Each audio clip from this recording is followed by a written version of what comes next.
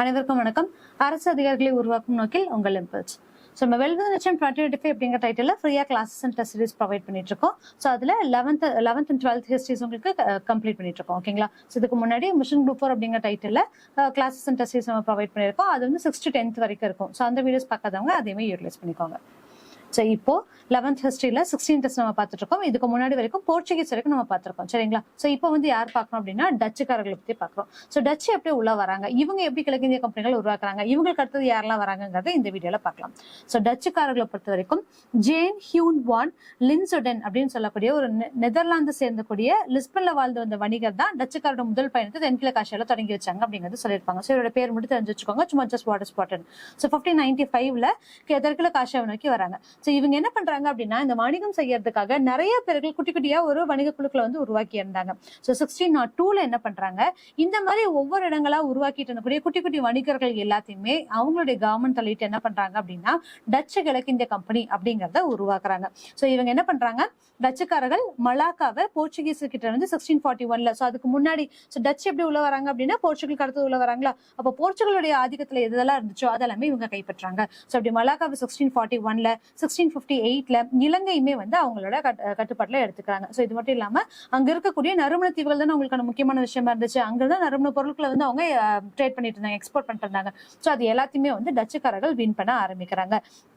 So இதுக்கு நடுவில் அம்பாயனா படுகொலை அப்படின்னு சொல்லி ஒன்று நடக்குது. இந்த அம்பாயனா படுகொலை என்ன அப்படின்னு சொல்லி பார்த்தோம்னா 1623 ஆங்கில கிழக்கிந்திய கம்பெனியுடைய ஊழியர்கள், சரிங்களா? ஸோ இவங்களுமே ஒரு கிழக்கிந்திய கம்பெனி உருவாக்கியிருக்காங்கல்ல. அப்போ 1923 இவங்க எல்லாரும் என்ன பண்றாங்க, ஆங்கில கிழக்கிந்திய கம்பெனியுடைய ஊழியர்கள், போர்ச்சுகீசர்கள், ஜப்பானியர், ஸோ இவங்க எல்லாருமே அடங்கின ஒரு 20 பேர் கொண்ட குழுவை இந்த டச்சு கிழக்கிந்திய கம்பெனிக்காரர்கள் என்ன பண்றாங்க அப்படின்னா அரெஸ்ட் பண்ணி அம்பாயனா அப்படி இந்தோனேஷியால ஒரு இடம் அம்பாயனா அப்படின்னு சொல்லக்கூடியது. ஸோ அம்பாயனா அப்படிங்கக்கூடிய இடத்துல சித்திரவதை செஞ்சு கொள்றாங்க. ஸோ இதை தான் வந்து என்ன சொல்றாங்க அப்படின்னா அம்பாயனா படுகொலை அப்படின்னு சொல்றாங்க. சோ அம்பாயனா படுகொலை எப்ப நடந்துச்சு அப்படின்னா 1623.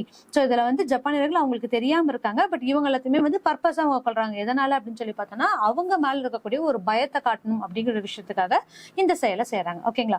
சோ இப்ப அடுத்தது தமிழ்நாட்டுல டச்சுக்காரர்கள் என்ன பண்றாங்க அப்படின்னு சொல்லி பார்க்கலாம். சோ இவங்க என்ன பண்றாங்க, இங்க இருக்கக்கூடிய மித்த போர்ச்சுகீஸோட பகுதிகள் எல்லாமே கைப்பற்றாங்களா. சோ அது மட்டும் இல்லாம பழவேற்காடு அப்படிங்கக்கூடிய இடத்துல 1502 அந்த பழவேற்காடு எங்க அப்படிங்கிற முதல்ல பார்த்துட்டோம். சோ தமிழ்நாடு அப்படின்னா தமிழ்நாடுல இருந்து 60 கிலோமீட்டர்ஸ் தூரத்துல இருக்கக்கூடிய ஒரு பழவேற்காடு அப்படிங்கிற ஒரு இடம், ஆந்திரா தமிழ்நாடு பார்டர்ல இருக்கக்கூடிய ஒரு இடம். சோ இந்த இடத்துல என்ன பண்றாங்கன்னா இவங்க கைப்பற்றாங்க. கைப்பற்றது மட்டும் இல்லாம அங்க வந்து ஜெல்ரியா அப்படின்னு சொல்லக்கூடிய ஒரு பாதுகாப்பு கோட்டையை கட்டுறாங்க.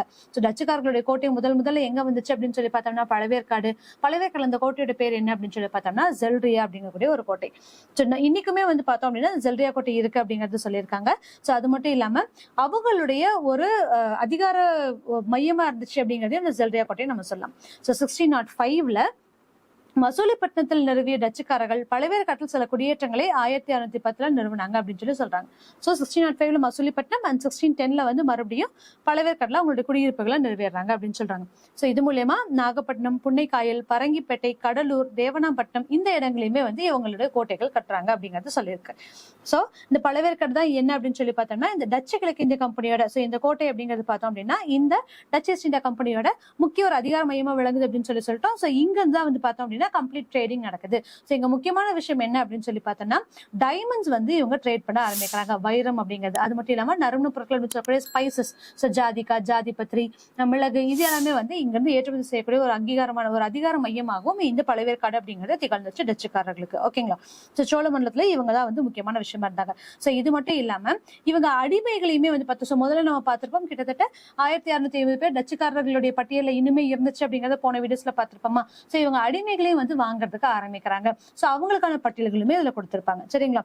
சோ எங்க இருந்து அப்படின்னா வங்காளத்திலிருந்தும் குடியேற்ற பகுதிகளான தேங்காய்பட்டினம், காரைக்கால் ஆகியவற்றிலிருந்தும் அடிமைகள் பழவேற்காட்டுக்கு கொண்டு வரப்பட்டனர். இவங்களுடைய வேலைகள் செய்யறதுக்காகன்னு சொல்லிட்டு இவங்களுக்காக அடிமைகளை வரவழைக்கிறாங்க.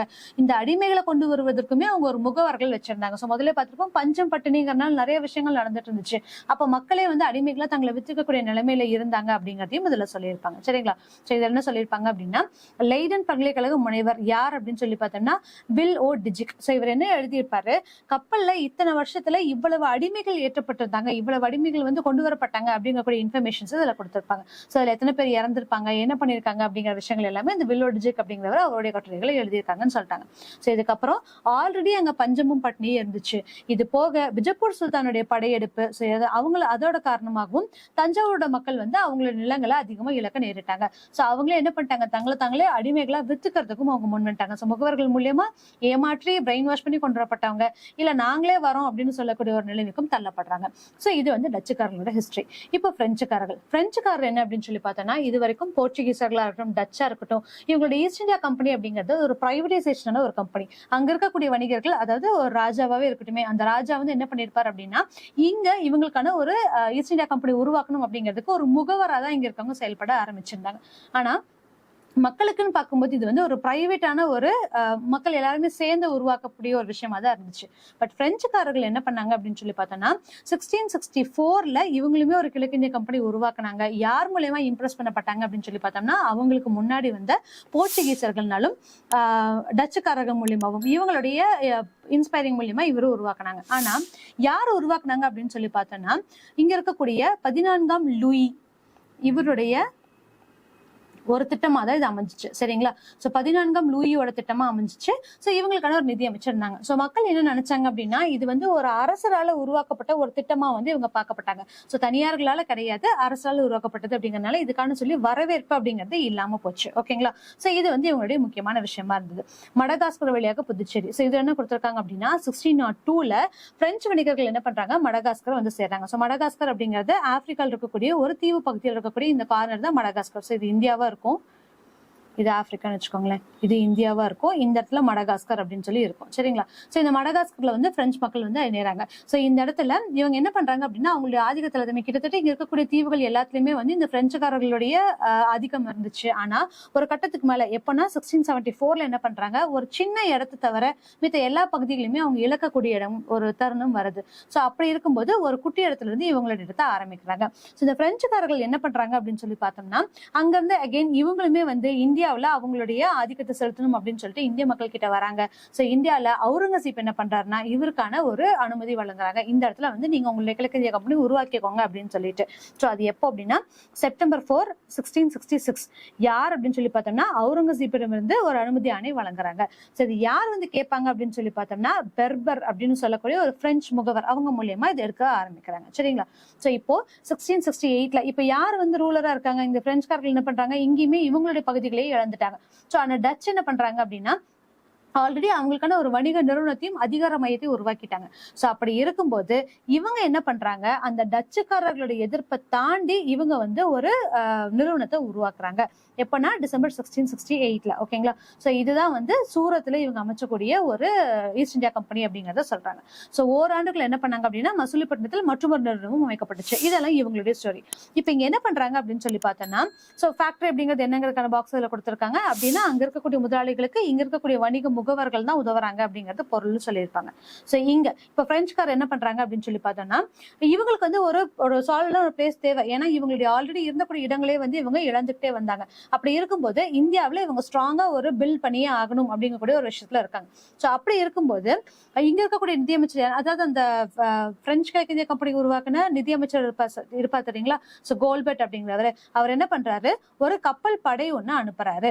சோ இதுவும் எங்க அப்படின்னா, சாந்தோம்ல இருந்து மயிலாப்பூர்ல இருந்தும் டச்சுக்காரர்களை வெளியேற்றும் அப்படிங்கிறது. ஏன்னா டச்சுக்காரர்கள் தான் வந்து இவங்களுக்கு அப்போசிவா இருக்காங்க. பிரெஞ்சுக்காரர்கள் ஆல்ரெடி வீக்கா இருக்காங்க கம்பேரிட்டிவ் டு டச்சு. அப்ப டச் கிட்ட இருந்து இவங்களுடைய உரிமைகளை பங்கு எடுக்கணும் அப்படின்னா, அவங்க எந்த இடத்துல அதிகார மையமா இருக்காங்களோ அங்க இருந்து அவங்கள வெளியேற்றணும் அப்படிங்கறதா இவங்களுடைய நோக்கமா இருக்கு. இதனால என்ன பண்றாங்க, டச்சு யாருக்கு அப்போசிட்டா இருக்காங்களோ, இப்ப இவங்களுக்கான அந்த டாக்டிக்ஸ் தெரிஞ்சிருச்சு இல்லைங்களா. அப்ப ரெண்டு பேர் திருப்பியுமே என்ன பண்றாங்க, இந்திய அரசர்கள் ஆல்ரெடி வந்து அவங்களுக்குள்ள ஒற்றுமை இல்லாம இருக்காங்க. அப்ப கோல்கொண்டா அரசருக்கும் டச்சுக்கும் நடுவில் இருக்கக்கூடியதை ரெண்டு பேரும் ஆப்போசிட்ல மாத்தி மாத்தி வந்து சப்போர்ட் பண்ண ஆரம்பிக்கிறாங்க. சோ எப்படின்னா, டச்சுக்காரர்கள் வெற்றி பிரெஞ்சுக்காரங்க வந்து 1672 வெற்றி பெறாங்களா. இப்ப இவங்க வந்து ஜெயிச்சுட்டாங்க, டச்சுக்காரர்களை வின் பண்ணிட்டாங்க. இந்த மீன்வெயில டச்சுக்காரர்களுக்கு எதிராக யார் இருக்காங்க அப்படின்னா, பிஜப்பூர் சுல்தானோட பிரதிநிதியா இருக்கக்கூடிய உள்ளூர் ஆளுநர் ஷெர்கான் லோடி. ஓகேங்களா? சோ இவங்களுக்குள்ளதான் பிரச்சனை. இந்த ஷெர்கான் லோடி என்ன பண்றாரு, பிரெஞ்சுக்கு சப்போர்ட் பண்றாரு. அதே மாதிரி பிஜப்பூர் சுல்தானுக்கு யார் இருக்காங்க அப்படின்னு சொல்லி பார்த்தோம்னா, டச்சுக்காரங்களுக்கு சப்போர்ட் பண்றாங்க. இந்த கோல்கண்டா வந்து டச்சுக்கு சப்போர்ட் பண்றாங்க. சோ இந்த டைம்ல இவங்க ரெண்டு பேரும் ஆப்போசிட்ல அடிச்சுக்கிறாங்கல்ல. ஷெர்கான் லோடி என்ன பண்றாரு, பிரெஞ்சு கிட்ட உங்களுக்காகன்னு சொல்லி ஒரு இடம் நான் கொடுக்குறேன் அப்படின்னு அப்படின்னு சொல்லிட்டு எதை கொடுக்குறாங்க அப்படின்னா பாண்டிச்சேரியை கொடுக்குறாங்க. ஸோ பாண்டிச்சேரி உங்களுக்கான ஒரு சேஃபர் பிளேஸா இருக்கும், நீங்க அங்க உங்களுடைய உரிமைகளை வச்சுக்கோங்க அப்படின்னு சொல்லிட்டு முதல்ல இவர் வந்து பாண்டிச்சேரி கொடுக்குறாங்க, புதுச்சேரி. ஸோ எப்போ அப்படின்னு சொல்லி பார்த்தோம்னா பிரான்சிஸ் மார்டினுக்கு புதுச்சேரியுடைய ஆளுநரா மாறுறாரு. பிரெஞ்சு குடியேற்றங்களோட அதிகார மையமா வந்து பாண்டிச்சேரி உருவாக ஆரம்பிக்குது. இப்ப என்ன பண்ணிட்டாங்க, இப்ப யாருக்கு போட்டியா இருக்கு, டச்சுக்கும் பிரெஞ்சுக்கும் இருக்கு. ஸோ டச் கிட்ட இருக்கக்கூடிய உரிமைகள் எல்லாத்தையுமே வந்து பிரெஞ்சு கைப்பற்றிட்டாங்க. இப்ப டச்சுக்காரங்க சும்மா விடுவாங்களா? ஸோ ஆல்ரெடி என்ன பிரச்சனை போயிட்டு இருக்கு, அவங்களுடைய மையமா இருக்கக்கூடிய எல்லா பகுதிகளையுமே பிரெஞ்சுக்காரங்க இழந்துட்டு வராங்க. ஸோ இந்த நேரத்துல என்னாச்சு அப்படின்னு சொல்லி பார்த்தோம்னா பிரெஞ்சுக்காரர்களுடைய பகுதிகளை வந்து இவங்க இழந்துட்டு வராங்க. எங்க அப்படின்னா பிரான்ஸும் ஹாலந்தும் 1672 இருந்து ஒரு பிரச்சனை போய்கிட்டே இருக்கு. அங்க அவங்களோட ஈஸ்டர்ன் சைட்ல வந்து பாத்தீங்கன்னா அவங்களுக்கான பிரச்சனைகள் போய்கிட்டே இருக்கு. சோ இந்த டைம்ல இவங்களால போர் பண்ணவும் முடியல, அப்போஸ் பண்ணவும் முடியல. இந்த டைம் டச்சுக்காரர்கள் இவங்களுக்கு சாதகமா யூஸ் பண்றாங்க. எங்கிட்ட இருந்தாலும் நீ பாண்டிச்சேரியை பிடுங்கின, எங்கிட்ட இருந்தாலும் சாந்தோம் சென்னை இங்க இருக்கக்கூடிய கடல் படை மூலியமா அங்க இருக்கக்கூடிய மாநிலங்கள் எல்லாத்தையும் அழிச்சேன். சோ இவங்க பழி வாங்குறதுக்காக பாண்டிச்சேரி வந்து பிரெஞ்சு கிட்ட இருந்து பிடுங்குறாங்க. அப்போ பிரெஞ்சு உண்மையாலுமே வீக்கர் செஷன்ல இருக்காங்க. எதனால அப்படின்னு சொல்லி பார்த்தோம்னா அவங்க கிட்ட மக்கள் ரொம்ப கம்மியா இருக்காங்க. ஆல்ரெடி ஹாலண்ட்லயும் வந்து அவங்களோட பிரச்சனை நடந்துட்டு இருக்கு. அது மட்டும் இல்லாம அங்க மேல வந்து சந்தன் நகர் அப்படிங்கக்கூடிய ஒரு இடம் இருக்கு. சோ சந்தன் நகர்லயும் பாத்தீங்க அப்படின்னா சோ மேப்ல குஜராத் இந்த பக்கம் இருக்கும், வங்காளத்துக்கு மேல சந்தன் நகர் அப்படின்னு சொல்லி இருக்கும். சோ சந்தன் நகர்லயும் வந்து இவங்களுக்கான மக்கள் தேவைப்படுறதா இருக்கு. சோ அதனால என்ன பண்றாங்க, அங்க இருக்கக்கூடிய மக்கள் இவங்களுக்கு சப்போர்ட்டுக்கு வராதனால பாண்டிச்சேரியை டச்சுக்காரர்கிட்ட இவங்க இழந்துடுறாங்க. அப்போ பிரெஞ்சுக்குன்னு சொல்லி பார்க்கும்போது இந்தியாவில வேற எந்த விதமான ஒரு அவங்களுக்கு ஒரு ஹோல்டு இல்லாம போகுது, எல்லாமே அவங்க இழந்துடுறாங்க. சோ அட் லாஸ்ட் என்ன ஆகுது அப்படின்னு சொல்லி பார்த்தோம்னா 1697 ரிஸ்விக் உடன்படிக்கை அப்படின்னு சொல்லிட்டு ஒரு உடன்படிக்கை போடுறாங்க. இந்த ரிஸ்லி உடன்படிக்கைன்னு சொல்லுவாங்க, ரிஸ்விக் உடன்படிக்கைன்னு சொல்லுவாங்க. சோ 8th புக்ல ரிஸ்லின்னு இருக்கும். சோ இந்த ரிஸ்லி உடன்படிக்கை மூலமா என்ன பண்றாங்க அப்படின்னா பாண்டிச்சேரியை பிரெஞ்சு நீங்களே வச்சுக்கோங்க அப்படின்னு சொல்லிட்டு டச்சுக்காரர்கள் இவங்களுக்கே திருப்பி தராங்க. ஓகேங்களா? சோ இது மூலியமா 1725ல மாஹியும் 1739ல காரைக்காலையும் வந்து இவங்க வின் பண்றாங்க. அது மட்டும் இல்லாம காசிம் பஜார், சந்தன் நகர், பாலசோர் இந்த இடங்களையுமே வந்து பிரெஞ்சுக்காரர்கள் அவங்களுடைய குடியேற்றங்களை விரிவுபடுத்துறாங்க அப்படிங்கறத சொல்லியிருப்போம். சோ இந்த இடத்துல என்ன சொல்றாங்க அப்படின்னு சொல்லி பார்த்தோம்னா என்னதான் இவங்க டச்சோட போட்டி போட்டு இவங்களுடைய தேவைகள் எல்லாத்தையுமே இவங்களோட இடங்களை திருப்பி மீட்டிக்கிட்டாலும் இவங்களுடைய இன்னொரு பெரிய பிரச்சனையா யார் இருக்காங்க அப்படின்னு சொல்லி பார்க்கும்போது பிரிட்டிஷர்ஸ் இருக்காங்க. சோ டச் கிட்ட எப்படியோ தப்பிச்சு இவங்க வந்துட்டாங்க, இவங்களுடைய பகுதிகளை கைப்பற்றிட்டாங்க. ஆனா ஆங்கிலேயர்கள் கிட்ட இவங்கனால அவங்களுடைய பகுதிகளை கைப்பற்ற முடியவில்லை. ஓகேங்களா? சோ இவங்க கஷ்டப்பட்டு சேர்த்து வச்ச செல்வங்கள் எல்லாத்தையுமே வந்து ஆங்கிலேயர்கள் கிட்ட இழக்கக்கூடிய ஒரு இடமா போயிடுச்சு. இன்னைக்குமே பிரெஞ்சோட பகுதியா நம்ம பார்த்தோம்னா பாண்டிச்சேரியில இன்னைக்குமே பிரெஞ்சு காலனி இருக்கு. சோ டிமாண்டி காலனில நம்ம பார்த்திருப்போம் இல்லைங்களா? சோ இன்னைக்குமே பிரெஞ்சோட ஆக்கிரமிப்பு இருக்கக்கூடிய காலனிஸ் எல்லாம் அங்க இருக்கு அப்படிங்கறத சொல்லியிருக்காங்க. எங்க அப்படின்னா புதுச்சேரி, மாஹி, காரைக்கால், சந்திரநாகூர் இந்த இடங்கள்ல இன்னைக்குமே பார்க்க முடியும் அப்படிங்கறத சொல்றாங்க. சோ இவங்களுக்கு அடுத்தது யார் வராங்க அப்படின்னு சொல்லி பார்த்தோம்னா டேனியர் வராங்க. இந்த டேனியர்கள் யார் அப்படின்னு சொல்லி பார்த்தோம்னா சோ ஃபர்ஸ்ட் டென்மார்க், நார்வே அப்படின்னு சொல்லி பிரிஞ்சிச்சு. அதுக்கு முன்னாடி வரைக்கும் 1813 வரைக்கும் இது ரெண்டுமே ஒட்டுக்காதான் இருந்துச்சு அப்படின்னு சொல்றாங்க. சோ இந்த நாட்டை சேர்ந்தவர்கள் தான் டேனியர் அப்படின்னு சொல்லி அழைக்கப்படுறாங்க. இந்த டேனியர் யாருன்னா டேனியருக்கும் இந்தியாவுக்கும் சம்மந்தமே கிடையாது. இவங்க என்ன பண்றாங்க அப்படின்னா இவங்க பாட்டுக்கு அவங்களுடைய வேலையை பார்க்கறதுக்காக அங்கிருந்து நானும் ஒரு ஈஸ்ட் இந்தியா கம்பெனி உருவாக்குறேன் அப்படின்னு சொல்லிட்டு கிளம்பி வராங்க. ஓகேங்களா? சோ டென்மார்க், நார்வேல இருந்து கிளம்பி வராங்க. அப்படி வரும்போது என்ன பண்றாங்க அப்படின்னு சொல்லி பார்த்தோம்னா இவங்க வந்து இலங்கையில போய் அவங்களுடைய ஆக்கிரமிப்பு கொடுக்கணும். சோ அங்க வந்து அவங்க வணிகத்தோட தொடர்பு ஏற்படுத்தணும், அங்க வந்து ஒரு ட்ரேட் வைக்கணும், அங்க ஒரு அக்ரிமெண்ட் போடணும் அப்படின்னு சொல்லி போறாங்க. ஆனா சம்பந்தமே இல்லாம என்ன ஆகுது அப்படின்னு சொல்லி பார்த்தோம்னா ஸ்ரீலங்கால இவங்களால வந்து இவங்களுடைய வணிக முறை வந்து அக்ரிமெண்ட் வந்து ஏற்படுத்திக்க முடியல. சோ டேனியர்கள் என்ன பண்ணிட்டாங்க, ரொம்ப டிப்ரெஸ் ஆகி இல்ல நம்மளுக்கு வந்து இது செட் ஆகல அப்படின்னு சொல்லிட்டு அவங்க திருப்பி ஊருக்கு போறாங்க. ஊருக்கு போயிட்டு இருக்கவங்களை சம்பந்தமே இல்லாம நம்ம என்ன பார்த்திருப்போம், நீலநீர் கொள்கை யாரு, பிரான்சிஸ்கோ டி அல்மெய்டா பார்த்திருப்போமா? சோ அப்ப அங்க கடல்ல ஆதிக்கம் யாரா இருந்தாங்க அப்படின்னு சொல்லி பார்த்தோம்னா போர்ச்சுகல் தான் வந்து அங்க ஆதிக்கத்துல இருந்தாங்க. அப்போ நான் இலங்கையில வந்து இவங்களுடைய ஆதிக்கத்தை, இது தமிழ், இது இந்தியா, இது இலங்கைன்னு வச்சுக்கோங்க. சோ இங்க இருந்து வந்து இந்தியாவுக்கு எந்த சம்பந்தமும் இல்லாம இலங்கையில வந்து ஒரு வணிக தொடர்பு ஏற்படுத்தணும் அப்படின்னு நினைச்சக்கூடிய இந்த டேனியர்களுக்கு என்னாச்சு அப்படின்னு சொல்லி பார்த்தோம்னா கடைசியில இலங்கையில இவங்களுக்கான அக்ரிமெண்ட் கிடைக்கல. அதனால திருப்பி இவங்க ஏமாற்றத்தோட திரும்பி போயிட்டு இருந்தாங்க. அப்படி போறவங்களை சும்மா விடாம இந்த கடல் கொள்கையில வந்து அக்ரெசிவா இருந்த போர்ச்சுகீசர்கள் என்ன பண்றாங்க அப்படின்னா இவங்களை தோற்கடிச்சு இவங்க போயிட்டு இருந்த ஒரு கப்பலை வந்து இவங்க இடிச்சு மூழ்கடிக்கிறாங்க. சோ இந்த இடத்துல ஒரு 13 மாலுமிகள் இருக்கிறாங்க. இந்த மாலுமிகள் என்ன பண்றாங்க அப்படின்னா சம்பந்தமே இல்லாம தஞ்சாவூர்ல கொண்டு போய் அங்க இருக்கக்கூடிய ஒரு நாயக்கரசு கிட்ட வந்து ஒப்படைக்கிறாங்க. இந்த மாதிரி இவங்களை வந்து நம்ம தோற்கடிச்சிட்டோம் அப்படின்னு சொல்லிட்டு. ஏன்னா அப்ப போர்ச்சுகல் நாயக்கர்கள் இவங்களுமே வந்து ஒரு ஒற்றுமையில இருந்தாங்கல்ல. சோ அப்படி கொண்டு போய் விடுறாங்க. அப்போ அந்த 13 மாலுமிகள்ல ஒருத்தர், சோ அவர் யார் அப்படின்னு சொல்லி பார்த்தோம்னா ராபர்ட் கிராஃபி அப்படின்னு சொல்லக்கூடிய ஒருத்தர். இவர் என்ன பண்றாரு, தஞ்சாவூர்ல இருக்கக்கூடிய அந்த நாயக்கர் கிட்ட ஒரு ஒப்பந்தம் பேசி ஓகே பரவாயில்ல நீங்க வந்து தரங்கம்பாடியில உங்களுக்கான ஒரு கோட்டையை அமைச்சுக்கோங்க அப்படின்னு சொல்லிட்டு அவர் பர்மிஷன் தராரு. இப்படி சம்பந்தமே இல்லாம எங்க இருந்தோ வந்து தரங்கம்பாடியில ஒரு கோட்டையை கட்டுறாரு. ஓகேங்களா? சோ அது யார் அப்படின்னு சொல்லி பார்த்தோம்னா டேனியர்கள் தரங்கம்பாடியில கோட்டையை கட்டுறாங்க அப்படிங்கறத பார்த்துட்டோம். இதுதான் அந்த கோட்டை. என்னதான் அவங்க கோட்டையை கட்டிக்கிட்டாலும் அங்க இருக்கக்கூடிய உரிமைகள், சோ இது எல்லாமே என்னவா இருக்கு, தரங்கம்பாடி அப்படிங்கிறது வந்து சீசெக்ஷோர் தானே. சோ அங்க இருக்கக்கூடிய அலைகள்னால இது வந்து கொஞ்சம் பாதுகாப்பே இல்லாம இருக்கு, நிறைய பாதிப்புகளுக்கு உள்ளாகுது, நிறைய பிரச்சனைகள் இருக்கு. ஆனாலுமே டேனியர்கள் என்ன பண்றாங்க அப்படின்னு சொல்லி பார்த்தோம்னா மசூலிப்பட்டினத்துல, சோ அங்கிருந்து ஒரு ஸ்ட்ராங், இப்ப இவங்களுக்கு ஒரு ஹோல்டு வேணும்ல, அப்ப அகைன் என்ன பண்றாங்க, மசூலிப்பட்டினத்துல ஒரு கோடவுனை உருவாக்குறாங்க. சோ அங்க ஒரு கிடங்க வந்து உருவாக்குறாங்க. சோ அதுக்கப்புறமா என்ன பண்றாங்க, பாலசோர், பிப்லி, அது வந்து எங்க இருக்குன்னா ஹூக்ளி ஆற்றங்கரையில இருக்கு. சோ கல்கட்டா பக்கத்துல ஹூக்ளி ஆற்றங்கரையில இருக்கு. இந்த இடத்துல வணிக முகாம்கள் அமைக்கப்பட்டன. இதுக்கப்புறமா வந்து இவங்க ஒரு இன்வெஸ்ட் பண்றாங்க. சோ என்ன செய்யறாங்க, இவங்க இருந்தக்கூடிய ஒரு இடத்தை, இப்ப டென்மார்க் வந்து, சோ இவங்க என்னதான் ஒரு ஈஸ்ட் இந்தியா கம்பெனி உருவாக்குனாலும் ஒரு கோட்டை கட்டிட்டாங்க. அப்ப ஈஸ்ட் இந்தியா கம்பெனி உருவாக்குறாங்க. அந்த டேனிஷோட பீப்புள் என்ன பண்றாங்க அப்படின்னா, இவங்க ஈஸ்ட் இந்தியா கம்பெனில பெருசா அவங்களுக்கு, அதாவது அந்த வணிகர்களுக்கு வந்து பெருசா இன்ட்ரெஸ்ட் எதுவுமே கிடையாது. சோ இவங்களுக்கு இன்ட்ரெஸ்டும் காட்ட மாட்டேங்கிறாங்க, வாணிபமும் செய்ய மாட்டேங்கிறாங்க, எதுவுமே இல்லாம இருந்தாங்க. சோ இதை பார்த்துட்டு என்ன பண்றாங்க அப்படின்னா, ஓகே இதை வந்து நம்ம வேனிஷ் பண்ணிடலாம், இது நம்மளுக்கு தேவையில்லை அப்படின்னு சொல்லிட்டு எல்லாருமே முடிவு பண்றாங்க. ஆனா இதை யாரு கொண்டு வந்தாங்களோ, நான்காம் கிறிஸ்டியன் அப்படின்னு சொல்லக்கூடிய கிறிஸ்டியன் 4, சோ இவர் என்ன பண்ற, நான்காம் கிறிஸ்டியன் அப்படிங்கிறவர் இதை வந்து எதிர்க்கிறாரு. வேண்டாம், இந்த வணிக கம்பெனி அப்படிங்கிறத கண்டிப்பா வச்சிருங்க அப்படின்னு சொல்லிட்டு அவர் தான் கடைசி வரைக்கும் போறாரு. ஒரு கட்டத்துக்கு மேல அவரும் இறந்துடுறாரு. இறந்ததுக்கு அப்புறம் அவருடைய மகன் என்ன பண்றாரு அப்படின்னா, அவருடைய மகன் பேரு ஃப்ரெட்ரிக். சோ ஃப்ரெட்ரிக் என்ன பண்றாரு, ஓகே வேணாம் அப்படின்னு சொல்லிட்டு டேனியல் கிழக்கிந்திய கம்பெனியை வந்து கம்ப்ளீட்டாவே அழிச்சிடறாங்க. அதுக்கப்புறம் மறுபடியும் ஒரு சில வருஷங்கள் கழிச்சு 1948 வந்து டானிஷ் கிழக்கிந்திய கம்பெனி அழிச்சிட்டாங்க. மறுபடியும் 50 வருஷம் கழிச்சு 1696, அதாவது 1648 வேனிஷ் பண்றாங்க. 1696 மறுபடியும் இரண்டாவது கிழக்கிந்திய கம்பெனி வந்து உருவாக்குறாங்க, டேனிய கிழக்கிந்திய கம்பெனியை உருவாக்குறாங்க. அகைன் தரங்கம்பாடிக்கும் டேனியர்களுக்கும் டென்மார்க்குக்கும் இருக்கக்கூடிய வணிகம் வந்து இதன் மூலியமா உருவாகுது அப்படிங்கறத பார்த்திருப்போம்.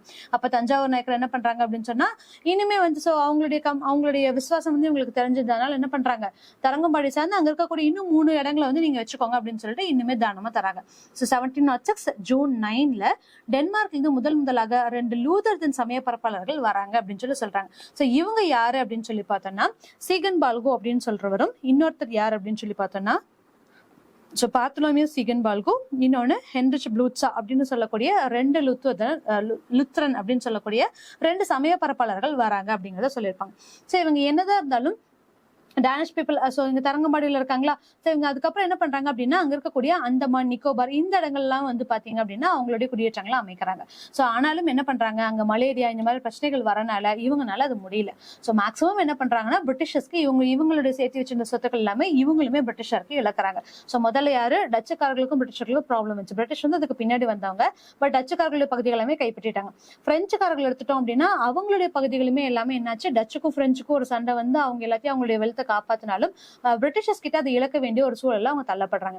அகைன் பிரிட்டிஷர்ஸ் கிட்ட எல்லாத்தையுமே இழக்கிறாங்க. இப்ப அடுத்தது டேனியர்களும் வராங்க. டேனியர்கள் என்ன பண்றாங்க அப்படின்னா, இவங்களுடைய செராம்பூர், தரங்கம்பாடி இது எல்லாத்தையுமே வந்து ஆங்கிலேயர்களுக்கு வித்தர்றாங்க. சோ இவங்களுடைய குடியேற்றங்களும் முடிஞ்சு போச்சு. இந்த மீன்வைல் இந்த பாத்லோமிடேஸ் அவங்க வராங்கன்னு சொன்னால, சமய பரப்பாளர்கள் வராங்கல்ல, இவங்க என்ன பண்றாங்க அப்படின்னா, அங்க இருக்கக்கூடிய மக்களை வந்து இவங்க மதமாற்றம் செய்யறாங்க. சோ இந்த மதமாற்றத்தை டேனியர்கள், அங்க இருக்கக்கூடிய உள்ளூர் வணிகா இருக்கக்கூடிய டேனியர்களுக்கே பிடிக்கல. சோ இது வேணாம் அப்படின்னு சொல்லிட்டு அங்க இருக்கக்கூடிய மக்களுமே வந்து இதை அப்போஸ் பண்றாங்க. சோ அப்போஸ் பண்ணி என்ன பண்றாங்க, எவ்வளவு அவங்களால திருமுழுக்கு செய்யறாங்களோ அதை பண்றாங்க, பேப்டிசம் பண்றாங்க. சோ இதனால சீகன் பால்கோ என்ன பண்றாங்க, நீங்க பண்ற தப்பு அப்படின்னு சொல்லிட்டு 4 months வந்து அவரை ஜெயில போடுறாங்க. சோ அப்ப என்ன பண்றாங்க, அங்க இருக்கக்கூடிய ஒருத்தங்க நீங்க மதமாற்றம் செய்யாது கரெக்ட் அப்படின்னு சொல்லிட்டு கோபன் ஹெக்கன்ஸ் அப்படின்னு சொல்லக்கூடிய ஒரு மத பரப்பாளர், சரிங்களா. சோ இவங்க என்ன பண்றாங்க, அங்க இருக்கக்கூடிய திருச்சபைக்கு நீங்க வெறும் உங்களுடைய பரப்பை மட்டும் செய்யுங்க, யாரையும் போய் கன்வின்ஸ் பண்ணி நீங்க மதமாற்றம் செய்ய வேண்டாம் அப்படின்னு சொல்லி அவங்க சொல்றாங்க. ஆனாலுமே சீகன் பால்கோ இல்ல, ஒருத்தவங்களுடைய நன்மை வேணும் அப்படின்னா அவங்களுடைய உள்ளார்ந்த விஷயத்தையும் நம்ம தான் பாத்துக்க வேண்டியது இருக்கும். சோ அதனால அது தவறில்லை அப்படிங்கக்கூடிய ஆர்கனைசேஷன்ல வைக்கிறாங்க. இவர் இறக்கும் போது என்னவா இருந்துச்சு அப்படின்னா, தமிழ்நாட்டுல ஆல்மோஸ்ட் சீகன் பால்கோ தான் வந்து பார்த்தோம்னா முதல்ல வந்து பிரிண்டிங் பிரஸ் ஓபன் பண்ணாங்க. தமிழ் நூல்கள் அதிகமா அவங்க கொடுத்திருப்பாங்க. அதே மாதிரி நிறைய சமய பரப்பாளர்களை உருவாக்குனாங்க. இவங்களுக்காக சொல்லி மிஷனரிஸ் எல்லாம் உருவாக்கி இருப்பாங்க, ரைட். சோ 1715 இந்த மாதிரி நிறைய விஷயங்கள் கட்டி இருந்திருப்பாங்களா. இப்ப இவர் இறக்கும் போது, அதாவது 1719 February 23 இவர் இறக்கும் போது கிட்டத்தட்ட தமிழ்ல மொழிபெயர்க்கப்பட்ட பழைய மற்றும் புதிய ஏற்பாடு, தமிழில் சுருக்கமாக எழுதப்பட்ட பல ஏடுகள், 2 தேவாலயங்கள், இறையியல் பயிற்சி பள்ளி, இது எல்லாமே 250 கிறிஸ்தவர்கள் இது எல்லாத்தையுமே வந்து விட்டுட்டு போனாங்க அப்படின்னு சொல்றாங்க. சோ அப்ப 250 பேர்த்த வந்து அவர் மாத்திருக்காரு அப்படிங்கறத இங்க சொல்றாங்க. சோ சீகன் பால்கோ இவங்க எல்லாருமே இதுல இருக்கக்கூடிய ஒரு முக்கியமான விஷயம். இப்போ சுத்தி இருக்கக்கூடிய எல்லாத்தையுமே இவங்க ஒவ்வொருத்தங்களா கைப்பற்றி இவங்களுடைய எல்லாத்தையுமே அழிச்சிட்டாங்க. ஸோ பிரிட்டிஷர்ஸ் இப்போ என்ன பண்றாங்க அப்படின்னு சொல்லி பார்த்தோம்னா இவங்களுடைய தந்திரங்களை இவங்க உருவாக்க ஆரம்பிக்கிறாங்க. ஸோ முதல்ல நம்ம பார்த்திருப்போம் ஆல்மோஸ்ட் 150 இயர்ஸ்ல கிட்டத்தட்ட பிரிட்டிஷர்ஸ் அப்படிங்கிறவங்க வந்து ஒரு ட்ரேடிங்காக வந்திருப்பாங்க. அதுக்கப்புறம் அதுல ஜாம்பவான் ஆயிருப்பாங்க. அதுக்கப்புறம் நம்மள ரூல் பண்ண ஆரம்பிச்சிட்டாங்க அப்படிங்கறத பார்த்தோம். இப்ப இவங்க மட்டும் இல்லாம ஸோ நம்மள இந்தியர்களை மட்டும் அவங்க ரூல் பண்ணாம ஈஸ்ட் இந்தியால இருந்து வந்தக்கூடிய ஒவ்வொரு மக்களையும் எப்படி கைப்பற்றினாங்க அப்படிங்கறத ஒவ்வொருத்தங்களுக்கு கீழே பார்த்திருப்போம். இப்ப அடுத்தது பிரிட்டிஷர்ஸ். ஸோ பிரிட்டிஷர்ஸ் எப்ப வராங்க, இவங்களுக்காக என்ன கொண்டு வராங்க அப்படிங்கிறது எல்லாமே அடுத்தடுத்துல இருக்கு. ஸோ இதெல்லாமே அப்கமிங் வீடியோஸ்ல நம்ம பார்க்கலாம். தேங்க்யூ.